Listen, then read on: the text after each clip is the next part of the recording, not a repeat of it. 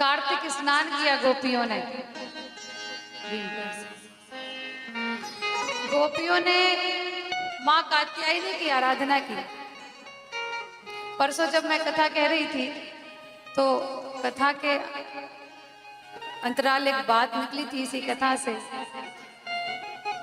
कि भगवान श्री कृष्ण के पहले जगदम्बा ने गर्गाचार्य जी के द्वारा वासुदेव के लिए ये वरदान दिए थे कि आपके बालकों की रक्षा के लिए मैं ब्रजमंडल में कात्यायनी बन करके आऊंगी। कृष्ण का अवतार बाद में हुआ था, मां कात्यायनी पहले आई। और इस बात को भली भांति गोपियां जानती हैं कि कात्यायनी कृष्ण की ही एक शक्ति है। तभी तो रामा अवतार में जब जानकी माता को भगवान राघवेंद्र सरकार को वरण करने के लिए, जब क्योंकि लक्ष्मीपति ही होते हैं, गौरी पूजन के लिए गई तो वहां माता से मांगा। और यहाँ श्रीमद् भागवत कथा में गई थी रुक्मिणी माता गौरी पूजन के लिए, लेकिन वहां मांगा केवल, पर वहां रामावतार में उनके गले की माला गिरी थी जानकी जी के गले में, तो वो समझ गई थी कि मुझे आशीष मिल चुका है। लेकिन यहाँ आशीर्वाद नहीं दिया भागवत में रुक्मिणी माता को। यहाँ जिस मूर्ति से प्रार्थना की थी उसी मूर्ति से गोविंद प्रकट हो गए थे। ऐसा सुना है ना कथा में। क्यों प्रकट हो गए थे? क्योंकि काली की शक्ति ही कृष्ण बन करके आई है। जगदम्बा की एक शक्ति ही ब्रजमंडल में श्री कृष्ण का अवतार लेकर के आई है। और गोपियां समझती भी हैं, जानती भी हैं कि अगर हमें कृष्ण प्राप्ति करनी है तो पहले हमें उसके दैवीय स्वरूप को पूजना पड़ेगा। इसलिए गोपियां पूरे महीने, कार्तिक आने वाला है ना, तो पूरे महीने व्रत करती हैं, ब्रह्म मुहूर्त में स्नान करती हैं। आज भी हमारे वृंदावन में सब करते हैं, हम भी करते हैं और बड़ा आनंद आता है। एक बार जब मुझे कार्तिक स्नान करना था तो उसमें सहेलियां बनाई जाती हैं, सखी गोपी बनाई जाती हैं। और हुआ ऐसा कि उस समय मुझे कोई सखी नहीं मिल रही थी कि किसके साथ स्नान करूं। तो एक वृद्धा महिला से मैंने पूछा कि मुझे तो कोई सखी ही नहीं मिल रही, किसके साथ कोई सहेली मिली नहीं। जिससे पूछ रहे हम इतनी सुबह नहीं जाग पाएंगे, हम यमुना जी नहीं जा पाएंगे। तो फिर किसी ने कहा कि आप राधा रानी को ही सखी मान लो।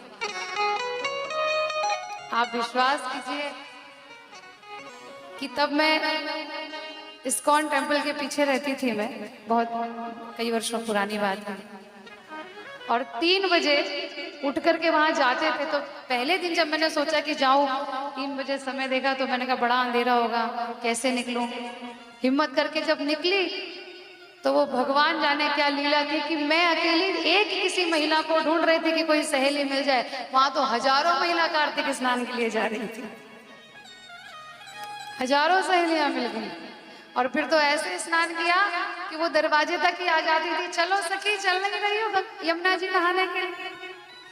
तो जो परमात्मा का जो भरोसा कर लो ना, तो फिर संग साथी सारी व्यवस्था वो कर देते हैं।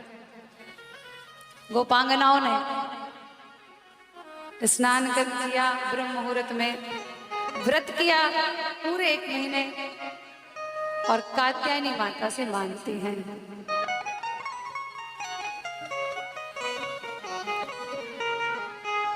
कात्यायनी महामाये महायोगिन्यधीश्वरी नंद गोप सुतम देवी पति में कुरुते नमः। गोपियों ने वर मांगा और पूरे महीने के इस उपवास से, पूजा पाठ से कात्यायनी माँ प्रसन्न हो गई। और माँ ने कहा, क्योंकि गोपी कहती है माँ हमारी कोई अभिलाषा नहीं है, कोई आशा नहीं है, एक ही आशा है कि श्री कृष्ण को पति में कुरुते नमः। जगदम्बा बोली है, आशा ओ आशा तेरी अमर हो गई आशा।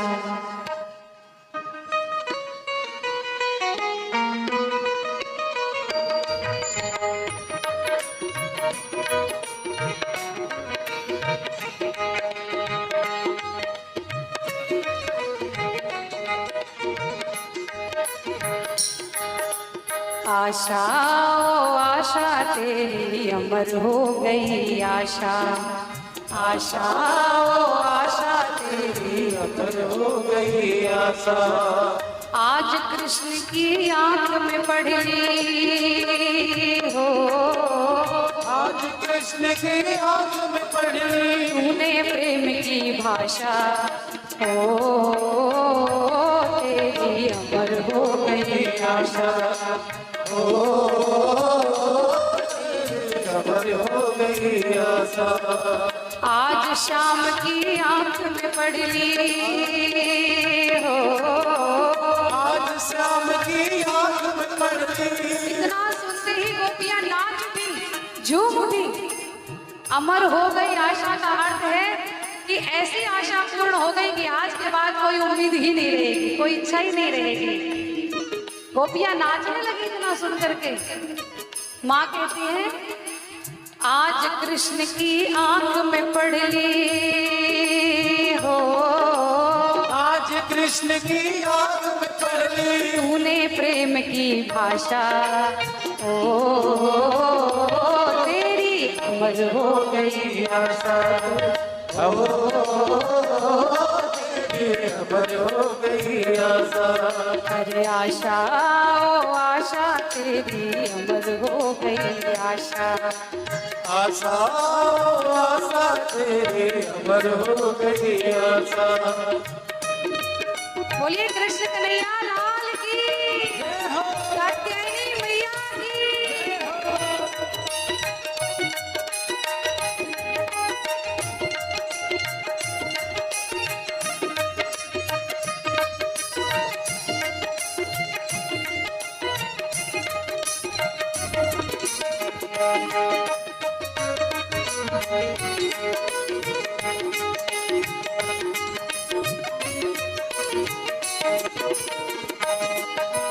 चल रही गोपी मंदिर में हो, चल रही गोपी मंदिर में दूल्हे पूजा की थाली। चल रही गोपी मंदिर में दूल्हे पूजा की थाली। माँ कहती है कि मेरी पूजा तो बहुत कर ली, अब जाओ पनघट पे जहाँ बंसी वाला मिलेगा। चल रही गोपी मंदिर में दूल्हे पूजा की थाली। चल रही गोपी मंदिर में दूल्हे पूजा की थाली। वहाँ मिलेगा तुझको तेरे जीवन का वनमाली। वहाँ मिलेगा तुझको तेरे जीवन का वनमाली। ओ वहाँ मिलेगा तुझको तेरे जीवन का वनमाली। वहाँ मिलेगा तुझको तेरे जीवन का वनमाली। क्योंकि आत्मा पति, आत्मा के पति जगतपति हैं, और केवल ये गोपी कोई स्त्रियां नहीं है, कोई महिलाएं नहीं है गोपियां। गोपी होना एक वृत्ति है, गोपी बनना एक क्रिया है, भक्ति रूपी क्रिया। इसमें पुरुष भी हैं, इसमें महिलाएं भी हैं, इसमें अविवाहित छोटी छोटी कन्याएं भी हैं, तो इसमें 80-80 साल की वृद्धाएं भी हैं। माँ कात्यायनी कह रही है, चल रही गोपी मंदिर में दूल्हे पूजा की थाली। चल रही गोपी मंदिर में दूल्हे पूजा की थाली। वहाँ मिलेगा तुझको तेरे जीवन का वनमाली। वहाँ मिलेगा तुझको तेरे जीवन का वनमाली। एक दिन पूरी करेगा तेरी हो,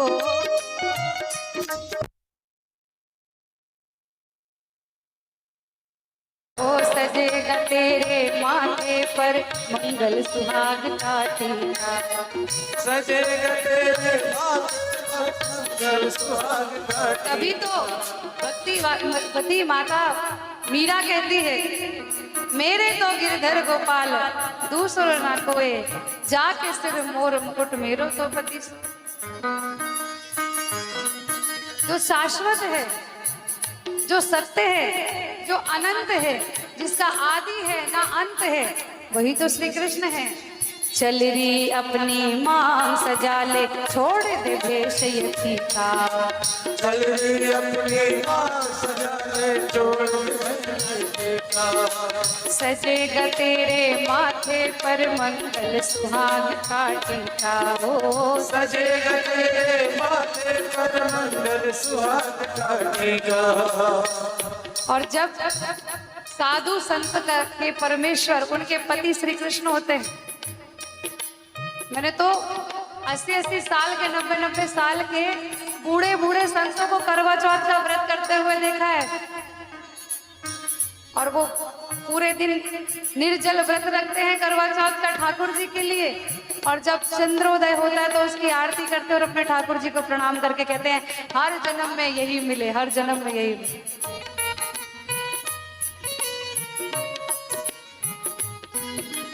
बजेंगे तेरी शादी में हो, बजेंगे तेरी शादी में। साधु संतों की जब अंतिम यात्रा निकलती है ना, तो रोते नहीं है लोग, उनको प्रणाम करते हैं, कोई फूल चढ़ाते हैं और पीछे पीछे राम धुन के जयकारे लगते हैं, ढोल बजते हैं, ताशे बजते हैं, क्योंकि राम भक्त आज विदा हुआ है, वैकुंठ गया, ऐसा कहा जाता है। जब सुखधाम आश्रम में मैं कथा कह रही थी, आप सब लोग थे, शीतल दीदी भी थी और हमारी डॉक्टर दीदी भी थी, टंडन दीदी भी थी। और आपको याद होगा कि कुंभ के उसी समय वहां के एक बड़े वृद्ध महात्मा ने सुबह सुबह पूरी कथा की जैसे रोज करते थे, और उसके बाद उनका नियम था कथा के बाद एक गिलास गाय का दूध पीना, भगवान को भोग लगा करके। और वो एक गिलास गाय का दूध पिया और जय हरि की बोल करके और शांत हो गए। तो उस दिन जिस दिन मेरी कथा वहां चल रही थी, तो उस कथा में बगल से बहुत सारे बैंड बाजे बज रहे थे। तो उन बैंड बाजों की आवाज सुन करके थोड़ी देर के लिए कथा रुक गई और पूछा कि क्या हुआ है। तब पता चला था कि ये तो विवाह की बारात निकल रही है, दुल्हन को लेने आई है। भगवान के भक्तों की मुक्ति ऐसे ही होती है। बजेंगे तेरी शादी में हो, बजेंगे तेरी शादी में, ढोल मृदंग और ताशा हो, तेरी अमर हो गई आशा हो, तेरी अमर हो गई आशा। आशा ओ आशा तेरी अमर हो गई आशा। आशा आशा तेरी अमर हो गई आशा। आशा ओ आशा तेरी अमर हो गई आशा। आशा आशा तेरी अमर हो गई आशा। आज शाम की आंख में पढ़ ली ओ, आज शाम की आंख में पढ़ ले, आज कृष्ण की आंख में पढ़ ली, आज कृष्ण की आंख में पढ़ ले, तूने प्रेम की भाषा ओ, तेरी अमर हो गई आशा हो, तेरी अमर हो गई आशा ओ, तेरी अमर हो गई आशा। आशा ओ आशा तेरी अमर हो गई आशा। आशा आशा तेरी अमर हो गई आशा। आशा हर आशा तेरी अमर हो गई आशा। आशा आशा तेरी अमर हो गई आशा। आज शाम की आंख में पढ़ ली तूने प्रेम की भाषा। आज श्याम की आंख में पढ़ ली तूने प्रेम की भाषा। ओ तेरी अमर हो गई आशा। ओ तेरी अमर हो गई आशा। ओ तेरी अमर हो गई आशा। ओ तेरी अमर हो गई आशा। अमर हो गई आशा। अमर हो गई आशा। बोलो कात्यायनी मैया की जय हो। तो कृष्ण की ही शक्ति है जो देवी अवतार लेकर के कात्यायनी बन करके आई है। वही कृष्ण रात्रि में विचार करते